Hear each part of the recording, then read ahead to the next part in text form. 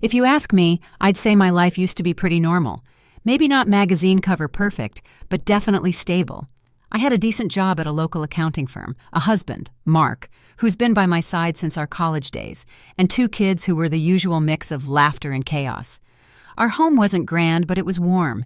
It smelled like cinnamon on Sundays and echoed with loud cartoons and quiet nighttime hugs. But if there's one thing life taught me, it's that normal doesn't last forever, especially not when you have a brother like Alex. Alex is 8 years younger than me. Growing up, I was more of a second mom than a sister.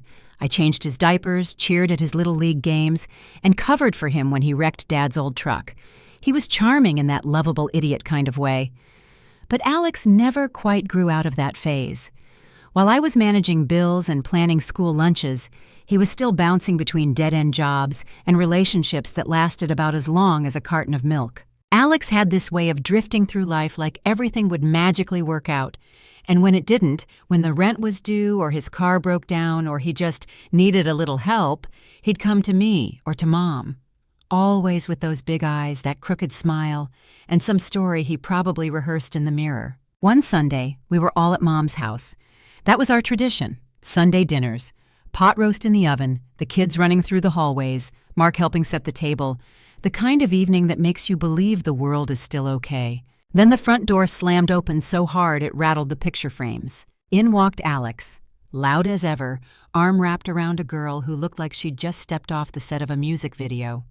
She had long tan legs, a tiny dress that left nothing to the imagination, and this air about her like she owned every room she entered. "Family, meet Lisa," Alex announced, grinning like he'd just won the lottery. "My fiancée, and guess what? We're having a baby." The silence was instant and thick. Mark nearly choked on his tea. Mom was frozen, her mouth forming a perfect O of surprise. I just sat there blinking. "Alex, are you out of your damn mind?" I blurted before I could stop myself. "You can't even keep a houseplant alive." Lisa put her hands on her hips and gave me a glare sharp enough to cut glass. "We're very happy, thank you. We don't need negativity, right, babe?" Alex nodded, all smug, like a teenage boy showing off his new toy. "Yeah, we're doing great. Right, Mom?" Mom tried her best to be supportive. "Aye, congratulations. But Alex, a baby's a big responsibility. Have you thought this through?" He hadn't. Of course he hadn't. Lisa looked straight at me. "We'll need a bit of help, obviously, starting with living here for a while." I almost choked on my own spit. "Live here? With Mom?" Lisa crossed her arms. "We don't really have another option. It's not forever, just until Alex finds a job." "And when is that?" I asked, sarcasm thick in my voice. "Between his gaming sessions?" Alex shrugged. "I'll figure it out. I always do." Mom glanced at me, and I saw the sadness behind her eyes. She was already caving. "We'll make do. We always do. Right, Cindy?" I looked at her, at the weight she was about to carry, and my stomach sank. "Yeah, Mom, we always do." Dinner after that was a strange, tense mess. Mark kept giving me that look, the one that said, "Here we go again." And I just kept thinking about how our family dinner had turned into a trailer for a reality show. Later that night, when the kids were tucked in and Mark was helping Mom with the dishes, I found Alex lounging on the couch like a king, feet up, remote in hand, like he hadn't just dropped a bomb on our lives. "You can't keep doing this, Alex," I said, arms folded. He looked up. "Doing what?" "Dumping your messes on everyone else. Mom's not your backup plan. Neither am I." Alex rolled his eyes. "I'm doing my best, Cindy. Life's not exactly easy, okay?" "Your best?" I laughed, bitter. "Dragging a pregnant girl into your chaos and expecting Mom to clean up after you? That's your best?" From the kitchen, Lisa yelled, "Hey, watch how you talk about us." I took a deep breath, trying not to lose it. Just once, think about someone besides yourself. Alex's expression shifted just for a moment. I thought I saw a flicker of guilt. Then it was gone, replaced by that same old grin. "We'll manage, sis, we always do." But I knew better. Having Alex and Lisa move in was like inviting a hurricane into your living room and hoping it would tidy up before it left. From day one, the house's rhythm was thrown off. Mom tried to stay upbeat, but she wasn't fooling anyone. One morning, I stopped by to check on things. The place looked like a war zone. Dishes piled high, laundry dumped across the chairs, and Lisa on the couch, phone in hand, belly up. "Morning," I said. "Need help with anything?" Lisa didn't even look up. "Nope, just resting. You know, for the baby." "And Alex?" I asked, eyeing the mess. She shrugged. "Probably sleeping. I don't keep tabs." "Of course not." Mom shuffled in with a tired smile. "Cindy, you don't have to clean." "I don't mind," I said. "You shouldn't have to deal with this alone." Lisa glanced over. "You're so good to your mom," she said, voice syrupy. I couldn't tell if she was mocking me. "Someone's got to be," I muttered. Later, I caught Alex raiding the fridge. "Nice of you to join the living." He grinned. "She's pregnant, Cindy. She needs rest." "And you? What's your excuse?" He leaned on the counter like he didn't have a care in the world. "I'm looking for work, all right? It's not easy." "Could have fooled me. Looks like you're working full-time avoiding reality." He didn't even argue, just cracked open a soda and walked off. That was the moment I knew things were only going to get worse. It wasn't long after that morning in Mom's living room when the next shoe dropped. Lisa, with her now very noticeable baby bump, came sauntering into the dining room one Sunday afternoon. Mom had just set out lunch, and I was wrangling the kids into washing their hands. Lisa plopped herself at the head of the table like she owned the place, which, by the way, she acted like she did since the day she moved in. "So," she said, picking at the bowl of fruit, "we've been thinking, we want to have the wedding here. Nothing fancy, just something simple, memorable." I nearly dropped the pitcher of lemonade. "You want to have your wedding here, at Mom's house?" Lisa nodded, smoothing a hand over her stomach. "It just makes sense. We're already here. It'll be cozy, intimate, and we were hoping," she looked at Mom with those big fake eyes, "that maybe you could help us with it. You know, as a gift." Mom froze mid-step, a glass dish in her hand. Before she could respond, I spoke up. "You're joking, right? You've been living here rent-free, eating her food, leaving her with the baby prep and housework, and now you want her to bankroll a wedding too?" Alex came in from the kitchen, as if on cue. "It's not like we're asking for much, Cindy. Just a little help. We're family." "No, Alex, what you're doing is taking advantage. You always have." Lisa stood up, hands on hips, that same defiant posture she'd had since day one. "It's not like we're throwing a gala. Just a backyard setup, some fairy lights, maybe a small buffet." I could feel my blood pressure rising. "Mom's on a fixed income. She's already stretched thin, thanks to both of you. How do you think this is okay?" Alex stepped in. "Cindy, don't make this into a scene. It's just a wedding." "Exactly," I said. "It's your wedding. Pay for it yourselves." Lisa's face flushed crimson. She opened her mouth, probably to say something awful, but then shut it again, jaw clenched. Mom, ever the peacekeeper, stepped in. "Maybe we can find a middle ground. I don't mind helping a little." "No, Mom," I said quietly but firmly. "Don't let them guilt you into this." That night, Mark and I talked in hushed voices while folding laundry. "You can't keep fighting their battles," he said gently. "You've got your own life, your own kids." "I know," I sighed, "but it's not just about me. It's about protecting Mom. They're sucking the life out of her." I didn't sleep much that night. The next morning, I laid it all out for Alex and Lisa. No more free rides, no more guilt-tripping Mom. If they wanted a life together, they needed to start building it themselves. Alex looked stunned. Lisa scoffed. "Fine, we'll figure it out without you." "Good," I said. "You should." But life had other plans. Weeks later, Mom got sick. Out of nowhere.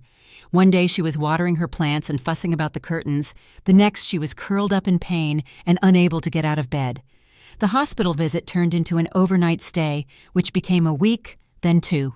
Her condition was serious, the kind that forces you to stare down reality and stop pretending everything's going to be fine. I was there every day, balancing my job, my kids, my house, and now Mom's bedside, holding her hand, reading her stories from old magazines, praying she'd pull through. I called Alex, told him, "Mom's sick, you need to come, now." His answer?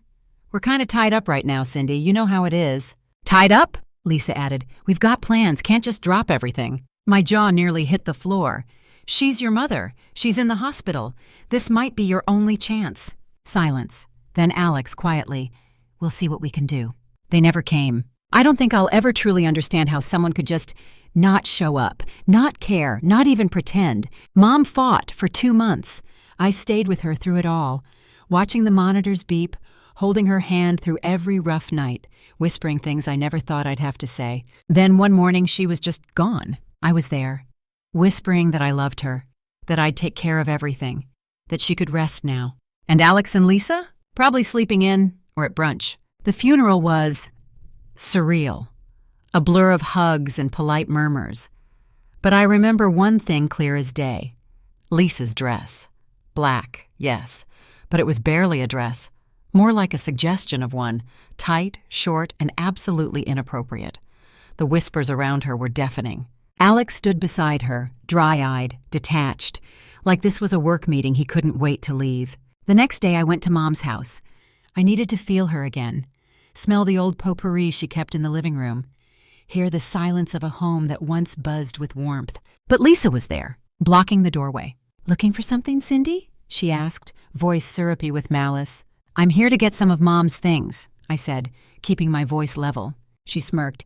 "This is our house now. You've got no business here." I blinked. "Excuse me?" Alex appeared behind her, arms crossed, smug. "Yeah, Mom changed her will. Everything's ours now." I stared at him. "She wouldn't do that. That's not possible."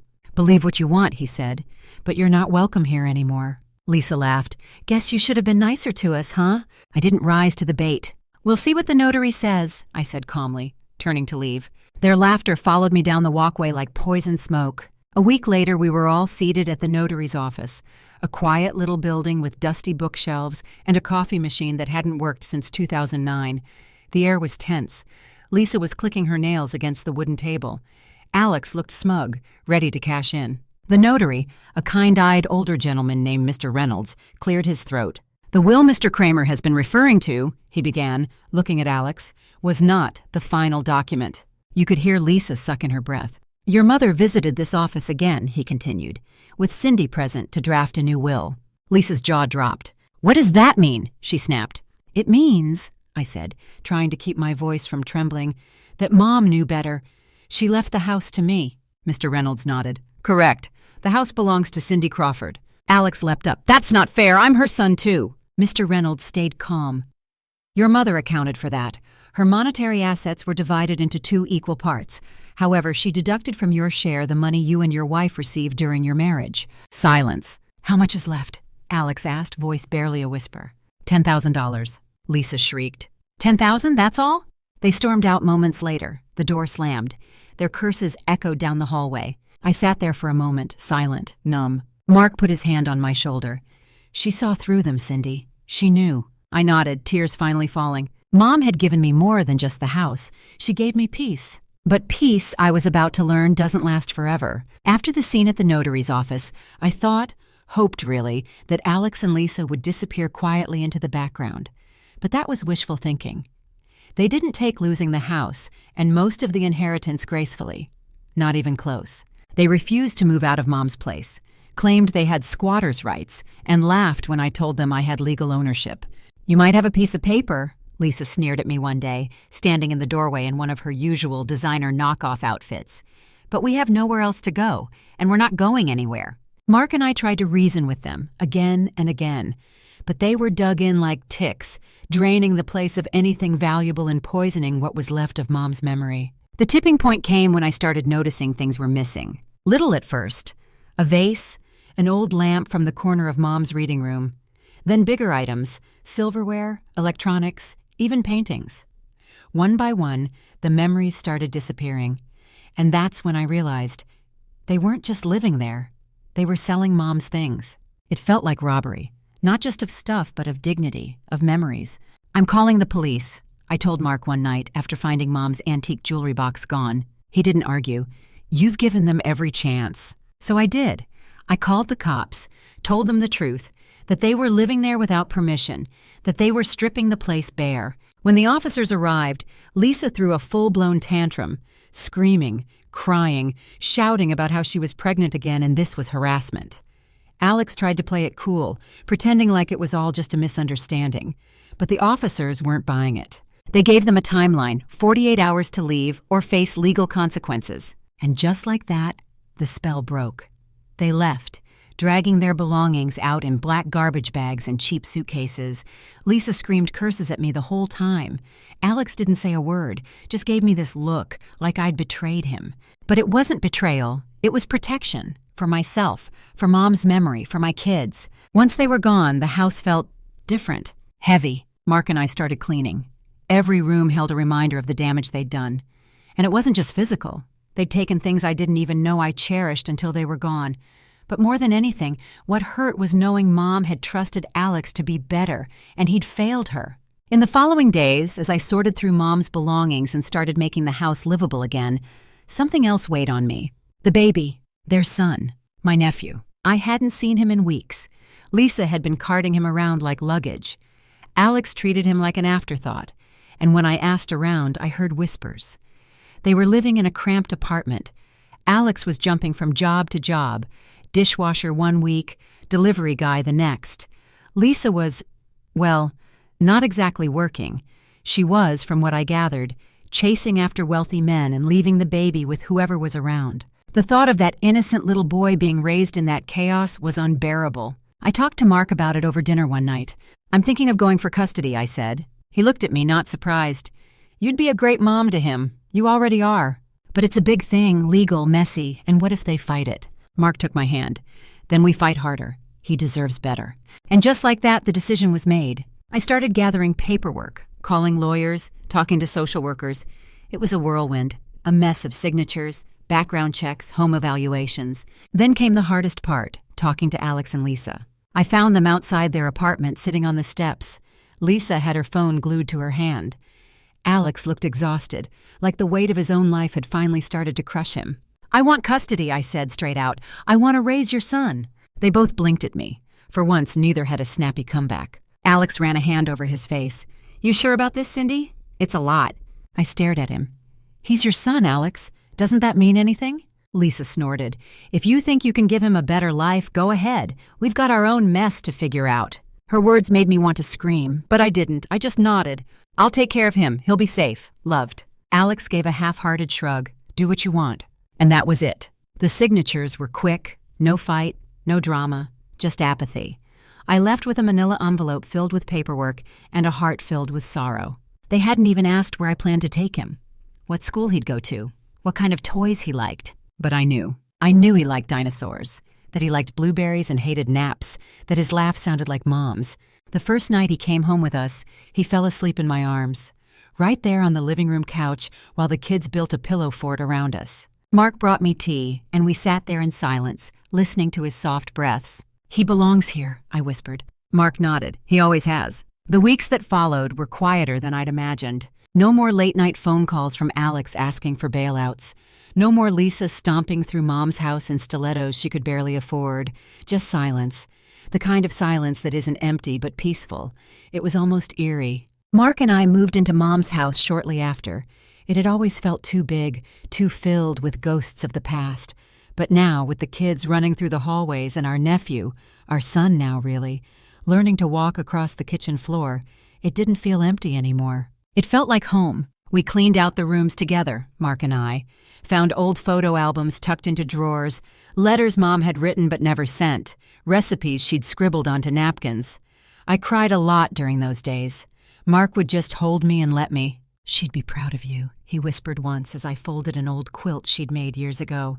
"I hope so," I replied. "I'm trying to do right by her." And I was. My days were filled with diaper changes, snack negotiations, and homework help. My nights were quiet, usually ending with a glass of wine on the porch and Mark by my side. The chaos had been replaced with routine, predictability, love. The kids adjusted beautifully. My oldest took to their cousin like a second big brother. They played together, bickered like siblings, and created their own language of inside jokes and whispered secrets. My youngest, who had always been a little shy, blossomed with the baby around.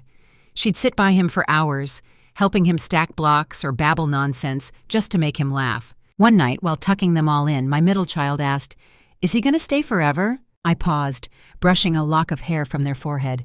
"Yeah," I said. "He's ours now, just like you." They smiled, rolled over, and were asleep before I left the room. It wasn't always easy, of course. There were nights when he'd cry and ask where his mommy was, days when he'd act out at preschool and I'd get a call from the teacher. But we worked through it, together, slowly, patiently. And bit by bit, the house filled with new memories. One weekend, the kids decided we needed to build the biggest fort in the living room's history. We used every pillow, blanket, and dining chair we owned. Mark helped engineer it with military precision. The baby, our little explorer, crawled through the tunnels with glee, squealing with delight every time someone popped out to surprise him. "Fort, fort!" he yelled, bouncing on the couch cushions. Mark turned to me, eyes twinkling. "We finally used this room for something other than arguments." I laughed, tears welling up in my eyes. "Mom would have loved this." "She's here," he said, tapping his chest, "in all of this." And she was. Every time I served pot roast, every time I folded laundry in the sunroom, every time I walked past her old rose bushes blooming in the backyard, she was there. Months passed. Alex and Lisa faded from our lives. No phone calls, no emails, nothing. They vanished like smoke. At first I was worried, kept wondering if I should report them missing. But then word reached me from a friend who worked at a community center downtown. "They're living in a rough part of the city," she said gently, "not doing well." Alex was working odd jobs. Lisa was Lisa, still chasing shiny things and running from any kind of responsibility. The baby, my nephew, was rarely with them. It hit me like a ton of bricks. That could have been his life. That would have been his life if I hadn't stepped in. So I stopped worrying about them, stopped checking in, stopped wondering. Instead, I focused on what was right in front of me. We officially adopted our nephew on a sunny Thursday in May. The court proceedings were short, the judge kind. He looked at us over his glasses and said, "It's clear this child has found a safe and loving home." And just like that, it was done. I cried all the way to the car. Later that night, after the kids were asleep and the house was quiet, Mark pulled me onto the porch with 2 glasses of wine. The stars were out. The air was warm. "You did good, Cindy," he said. I shook my head. "We did good." He kissed my forehead. "You've built something here, out of chaos, out of loss. And it's beautiful." I looked back through the window at the living room. Blankets still half draped over chairs, a teddy bear sitting on the armrest, and a row of tiny shoes by the door. It was beautiful. Not perfect, not polished, but real. That's the thing about families. They don't always look like the picture you imagined. Sometimes they're messy, complicated, wounded, but they can still be whole. Alex and Lisa made their choices. I can't change that, and I won't spend my days hating them either. I don't have the energy to carry that weight, but I do have the strength to carry what matters, to protect, to love, to show up. That little boy? He laughs now. All the time. His eyes sparkle when we play peekaboo, and he runs toward me when he's scared or tired. He calls me Mama. The first time he said it, I broke. Collapsed right there in the hallway, knees on the hardwood, sobbing into my hands. He didn't understand. Just toddled over and patted my back like I was the one who needed soothing. He was right, I did. But I'm better now. We're better. Mom's gone, but her spirit lingers in this house. In the garden she tended, in the old clock that still ticks off beat in the hallway. In the lullabies I hum that she once sang to me. We've turned a house full of hurt into a home filled with healing. And every day I wake up and choose this life. This messy, unpredictable, beautiful life.